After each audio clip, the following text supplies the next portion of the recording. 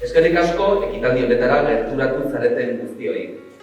Benetan Zur Nagusiko udaletxean lanean gabiltzanontzat oso pozgarria da zuek hemen ikustea. Ha supuesto un esfuerzo importante realizar un proyecto de estas dimensiones, dada la complejidad del mismo, por la cantidad de servicios, instalaciones, premios y medios humanos empleados, por muchas dificultades técnicas.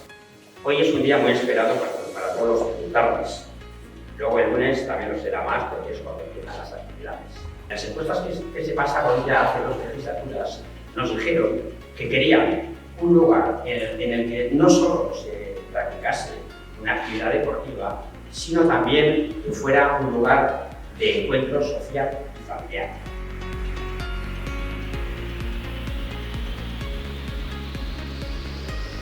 Con sus idas y venidas del proyecto, cambios en el gobierno municipal y demás modificaciones, podemos decir, al inicio de este año 2020, que por fin, y después de 10 años de espera, inauguramos las instalaciones deportivas de Fitur Mayor y Zur Nagusia.